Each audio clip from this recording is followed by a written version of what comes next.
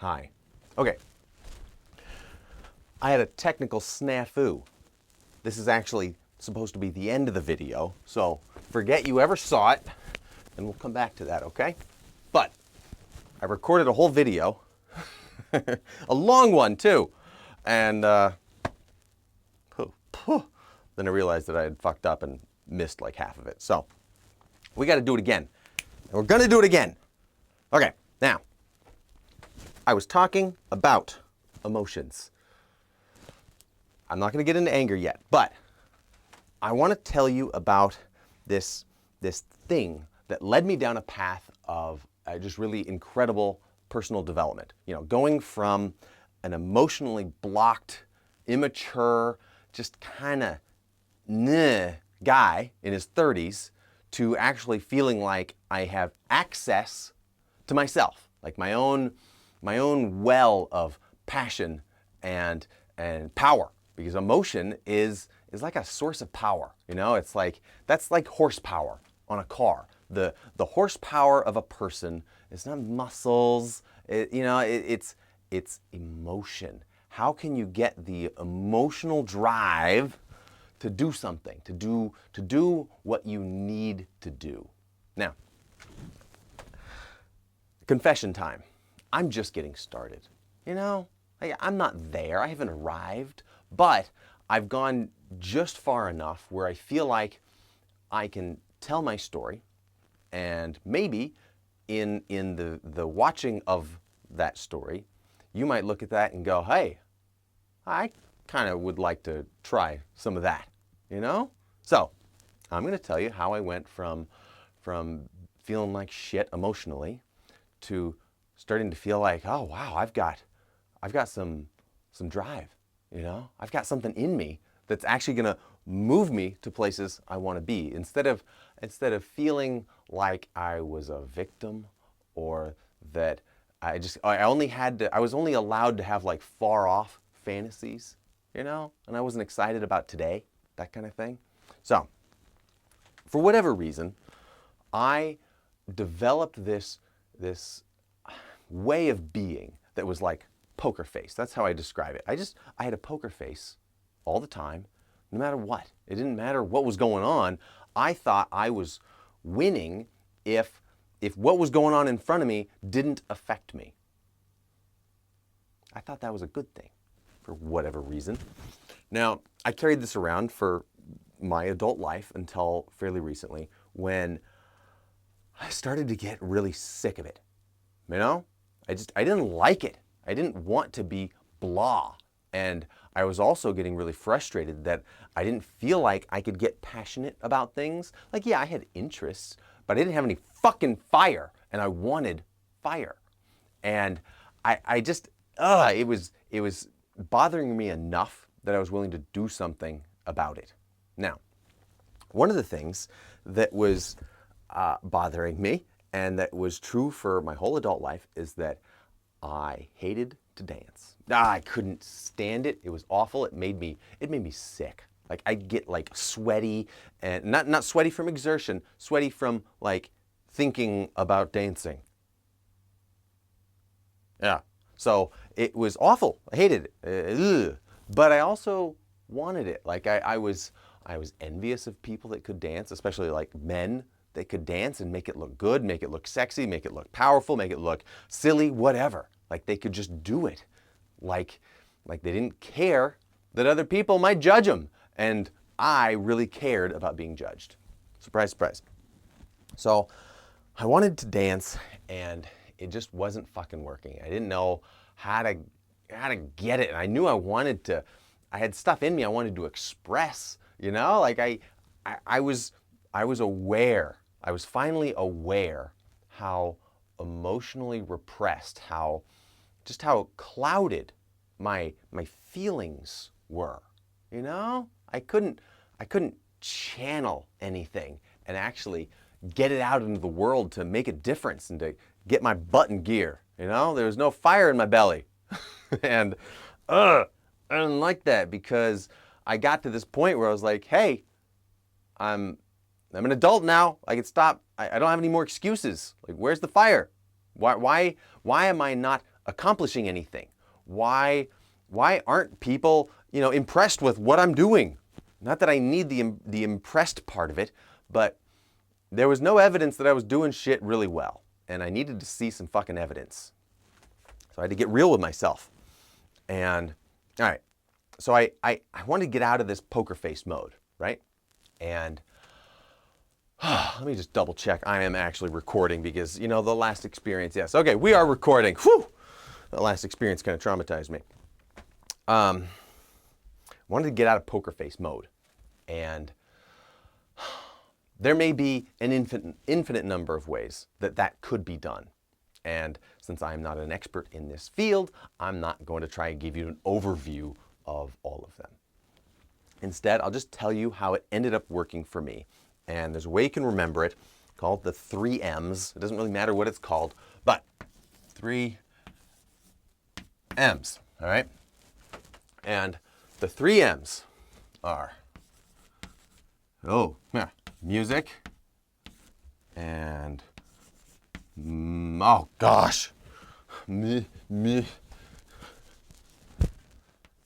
movement and, drum roll,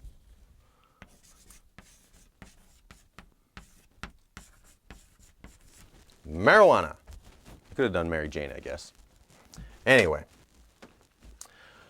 this holy trio, if you will, is what helped get me out of being small. Yeah, I'm still kind of small, but it's making me bigger, emotionally. Like I've got more, I can take up more space and not feel super awkward about it. Music, movement, and marijuana. Now, these two, they helped unlock this one, which helped unlock my emotions, okay? Now, marijuana can unlock emotions on its own, but I want to talk about it specifically in the context of music and movement, using this with this to get that. Does that make sense? Anyway, so I was terrified of dancing, but I wanted to dance. And I had to craft myself a context where my body felt safe to move around and not be, just terrified, right? So I had to make a safe space for myself. And for me, what worked for me was I had to ask my wife to kindly give me some privacy. Please leave the house and don't come back for 2 hours, whatever. And then I would lock the door, close all the blinds, lock the back door. I would turn off all the lights. I would hide my cell phone so it couldn't see or hear me, like that kind of level of paranoid. And then I would put on headphones and blast the music. And then I'd smoke a joint. And then I started to get through. I started to be able to dance. Now, I actually did that on camera years ago, right at the beginning of COVID. You can go back and watch that video if you want. That was a big moment. That was, after I'd been doing it for a little while. But that started thawing the ice of my heart, if you will. It started to wake me up a little bit, and I could actually find not only some enjoyment out of that process, but I started feeling some things. I opened up a little window into my heart, and I got to, and the thing, of course, that I felt, surprise here, I cried. That's usually what happens when you open up your heart. You cry stuff that you hadn't been crying, that you'd been, pushing the snooze button on just perpetually. So I started crying, and to the ladies watching this, please forgive us guys. We just didn't know how good crying was, We grew up with this cultural imprinting that said that crying was bad, and that you should be ashamed of it, and it showed weakness. We don't want to be weak. We want to be strong. But I started to cry. And, oh, the relief that it gave. The full body just release from tension and dread, anxiety, so much. The crying is fucking medicine. That's what it is. I don't think there's such a thing as bad crying. At least that's my perspective now, especially as a parent, because I see how a little kid cries and I see how it helps them. And it's beautiful. It's like a self-healing mechanism for trauma. You cry, you scream, you convulse, you do whatever you got to do, but you get it out. So I started that process. It wasn't all at once. It took a while. It took a lot, over and over.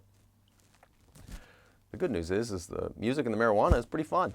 And so you get to have fun, then you get to cry, and then the next day, you've got the screen is off of your view. Like, you get to see clearly, you get to feel some joy, and there's so much that I'm gonna miss. This isn't a tutorial.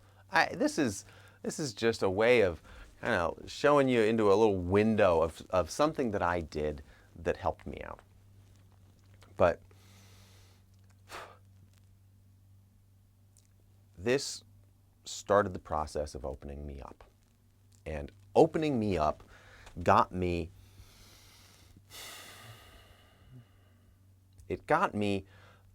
a better view, a better experience of life. That's what it got me. It's like now my life it's like a TV that gets clear reception, and now it's getting 4K or HD or whatever. I'm not at 8K yet, but I'm working on it.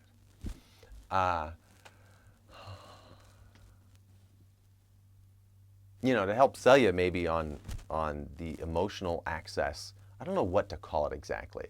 I know people would say emotional intelligence, and I've used that, but I don't like the implied opposite of like emotional stupidity or something. Like that I don't know, it feels a little too negative. But now I've got access. And what I've got access to is me. And before, it felt like I didn't have a very good connection to myself. I couldn't really say what I wanted. I certainly couldn't go get it. And I couldn't speak from the heart, and I couldn't feel some fucking drive. And boy, a man without drive or passion, I don't want to be that man anymore. I want to have broadband access to my soul, to the things that move me. I want that. I'm still working on it. I'm not there, but boy, I only had dial-up before. Now I've got like cable or something, and I want fiber. I hate analogies, but I also love them. I love them. So compared to, my pre-emotional explorational version of myself, pre all of that, I didn't feel very strong joy. I certainly didn't feel, anger, grief. I didn't feel very strong love. It was kind of just all in the middle, And so were my relationships. So was my career. It's just, even my car was blah. I had a Subaru. Wait a minute, I still have a Subaru. But it's a better Subaru this time. It's my wife's. She bought it. I have a truck now. That one's better. Anyway, there was a lot blah going on. And now, with better emotional access, I can actually relate to people better. I can hear them and empathize with them. I can care about them more, and they sense that. And so then they want to be around me more and want to get to know me better. And if there's one thing that'll improve your life, it's better relationships. So that right there is worth everything, you know? But there's more. You know, it's also gonna pay huge dividends on how my family life plays out. You know, the version of me that my kids get to know. My oldest son is only 3, and I just had a month ago another little guy, and they're gonna get a better version of me. It's so much better, and that means they will be more able to continue embodying their genuine selves. That's what I'm trying to get back to, is the kid Dylan that didn't know yet to be self-conscious, that didn't have a reason yet to hide away his exuberance and his zest and zeal and, you know, all that good stuff. And so I want to get back to that. These things helped me.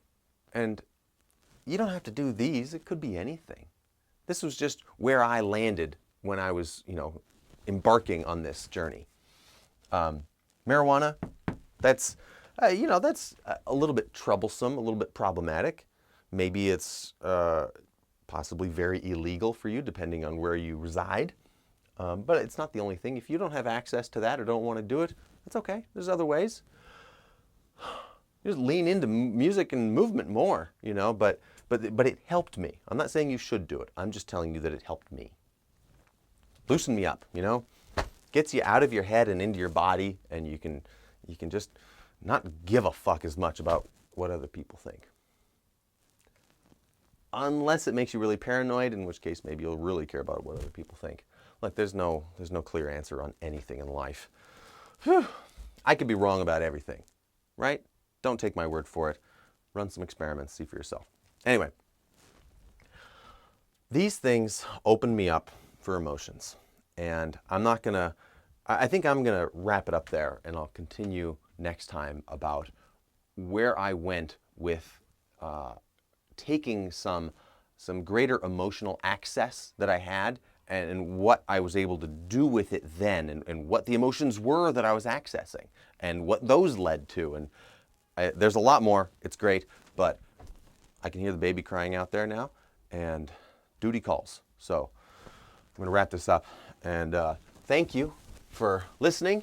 And you know, I wonder if my first take that got messed up might have been better, but this is the best I can do, and this is the moment that I have, and that's what you're going to get. So thank you, and hey, I did it. I did a thing. All right, I'm done. I'm out of here. Bye. Thank you.